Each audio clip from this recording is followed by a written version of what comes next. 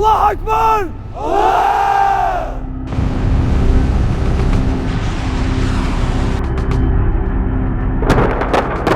মাস গড়ালো ইরানে যুক্তরাষ্ট্র ও ইসরায়েলের যৌথ হামলা। তবে ইরানে যুক্তরাষ্ট্রের হামলার পর বিশ্ব রাজনীতিতে এক ভয়ঙ্কর প্রশ্ন ঘুরপাক খাচ্ছে।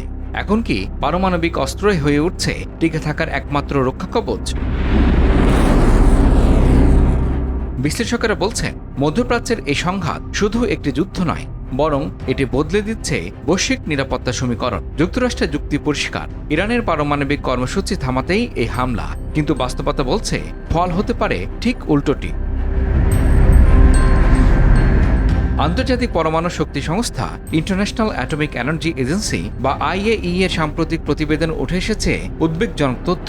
ইরানের কাছে রয়েছে বিপুল পরিমাণ উচ্চমাত্রায় সমৃদ্ধ ইউরেনিয়াম, যা আরও পরিশোধন করা হলে একাধিক পারমাণবিক বোমা তৈরি সম্ভব।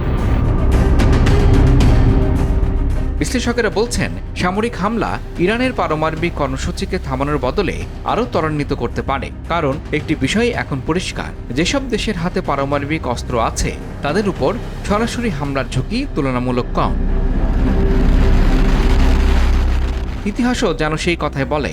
লিবিয়ার মুয়াম্মার গাদ্দাফি এবং ইরাকের সাদ্দাম হোসেন দুজনই পারমাণবিক কর্মসূচি থেকে সরে এসেছিলেন, কিন্তু শেষ পর্যন্ত ক্ষমতা হারাতে হয়েছে তাদের। অন্যদিকে উত্তর কোরিয়ার কিম জং উন স্পষ্ট জানিয়ে দিয়েছেন, তারা তাদের পারমাণবিক অস্ত্র কখনোই ছাড়বে না।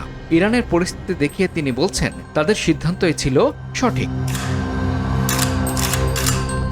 এদিকে 2018 সালে ডোনাল্ড ট্রাম্প ইরানের সঙ্গে করা ঐতিহাসিক পারমাণবিক চুক্তি joint comprehensive plan of action থেকে বেরিয়ে যাওয়ার পর বিশ্বজুড়ে একটি বার্তা স্পষ্ট হয়েছে, আর তা হলো যুক্তরাষ্ট্রের সঙ্গে কোনো চুক্তি স্থায়ী নয়।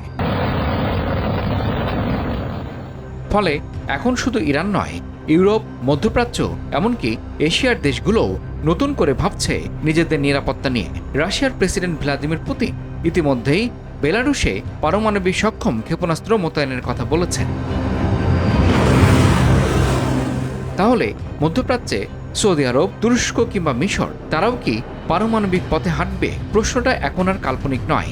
বিশ্লেষকেরা সতর্ক করছেন, এই প্রবণতা অব্যাহত থাকলে বিশ্ব প্রবেশ করতে পারে এক নতুন পারমাণবিক প্রতিযোগিতার যুগে, যেখানে প্রতিটি দেশ ভাববে নিজেকে বাঁচাতে হলে চাই পারমাণবিক শক্তি। সবচেয়ে বড় আশঙ্কা, এই প্রতিযোগিতা একসময় নিয়ন্ত্রণের বাইরে চলে যেতে পারে। তখন একটি ভুল সিদ্ধান্ত, একটি ভুল বোতাম ডেকে আনতে পারে বৈশ্বিক বিপর্যয়। তাহলে প্রশ্নটা থেকেই যায়, বিশ্বকে ধীরে ধীরে এমন এক বাস্তবতার দিকে এগোচ্ছে যেখানে শান্তি নয়, বরং ভয়ই হবে নিরাপত্তার একমাত্র ভিত্তি। ইরান যুদ্ধ সেই প্রশ্নটাকেই এখন আরও জোরালো করে তুলেছে। ইমরুল হাসান, RTV।